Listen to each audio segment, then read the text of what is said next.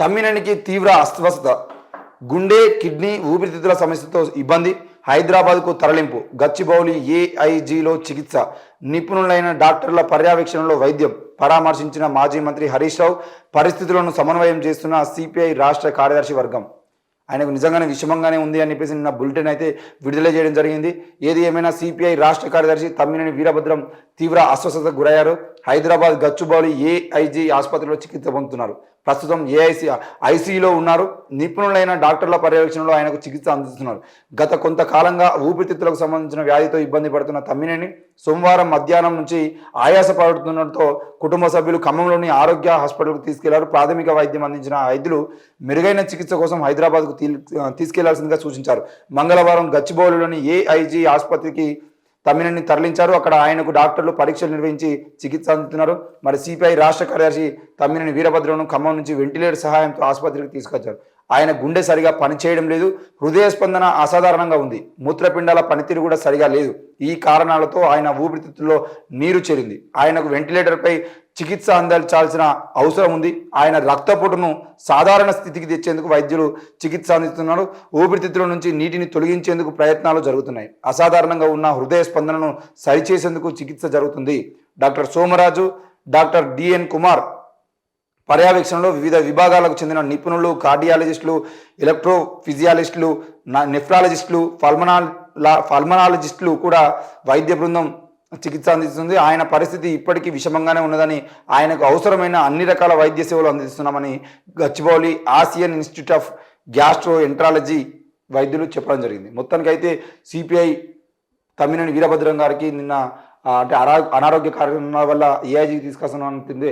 చాలామంది సిపిఐ కార్యకర్తలు అంటే సీనియర్ నాయకులు అందరూ అక్కడ చేరుకొని ఆయన చూడాల్సినటువంటి ప్రయత్నం చేశారు. నిజానికి ఆయన ఆరోగ్యం ఎందుకనంటే ఇప్పుడు కమ్యూనిస్టు ప్రభావం అంటే కాంగ్రెస్ ఎలక్షన్స్కి ముందు ఎప్పుడైతే కమ్యూనిస్టులతో పొత్తు పెట్టుకోవాలని ఆలోచన చేసిందో, ఎందుకనంటే ఖమ్మం జిల్లా, నల్గొండ జిల్లా పూర్తిగా మేమే క్లీన్ స్వీప్ చేయాలని కాంగ్రెస్ ఎప్పుడైతే భావించిందో అప్పుడు ఎక్కువ మెజారిటీగా కమ్యూనిస్టులు ప్రభావం ఉన్నటువంటి జిల్లాలనే ఖమ్మం, నల్గొండలో తప్పకుండా వాళ్ళ పొత్తు ఉండాలని చెప్పేసి వాళ్ళు ప్రయత్నం చేశారు.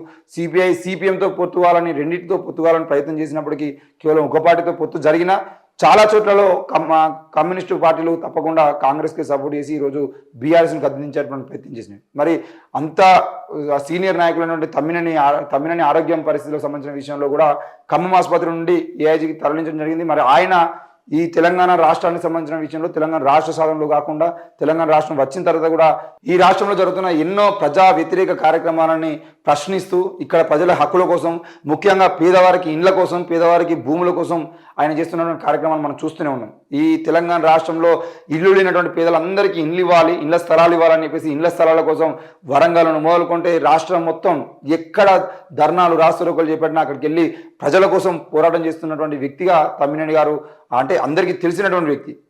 మరి అంతటి వ్యక్తి ఈరోజు అనారోగ్య కారణాల వల్ల ముఖ్యంగా ప్రజల కోసం తిరుగుతూ సమయానికి తిండి లేక అంటే చాలామంది కమ్యూనిస్టు నాయకులు అందరూ కూడా ఈరోజు ప్రజల కోసమే పనిచేయాలన్న ఆలోచనతో ముందుండి పోరాటం చేస్తున్న ఆ క్రమంలో వాళ్ళ ఆరోగ్యాన్ని పట్టించుకోకుండా ఎంతోమంది అనారోగ్యానికి గురవుతున్నారు.